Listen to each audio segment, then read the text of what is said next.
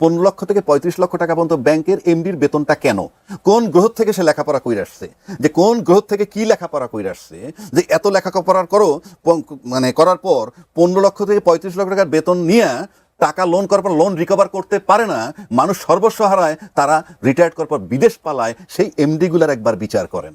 মাহউদ্দিন খোকন আমার খুব প্রিয় একজন মানুষ, রেগুলার দেখা হয়। উনি হয়তো সরল বিশ্বাসে কথাটাকে বলছে। উনি এটাও বলছে যে সব টাকা যদি ব্যাংকে চলে আসে যাদের কাছে আসে, তাহলে তার উপরে একটা কর নিবে, কিছু ঘাটতি পূরণ হবে, যাদের টাকা ট্যাক্সে দেখায়নি। হ্যাঁ, ট্যাক্সে দেখায়নি, মানে সরল বিশ্বাসে সরলীকরণ করছে।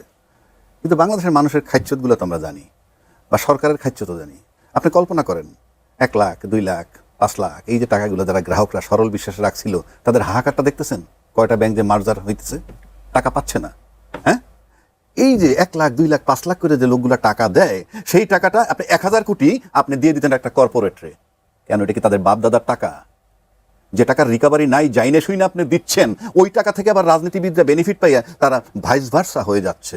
অর্থাৎ রাজনীতিবিদ, কর্পোরেট এবং আমলা তিনে মিলে খাচ্ছেন লুটে পুটে। এখন সরল বিশ্বাসে মানুষ টাকাগুলো নিয়ে আসবে, আপনি কি করবেন? যে এতদিনের মধ্যে যদি জমা না দাও আমরা ব্যান্ড করে দিব। দেওয়ার পর আপনি ব্যান্ড করলেন না, ধরবেন ট্যাক্স। কি সুন্দর লাভ! আপনি মাহবুদ্দিন সাহেব প্লিজ একবার খালি প্রশ্ন করেন সরকারকে, 15 লক্ষ থেকে 35 লক্ষ টাকা পর্যন্ত ব্যাংকের এমডির বেতনটা কেন? কোন গ্রহ থেকে সে লেখাপড়া কইরা আসছে?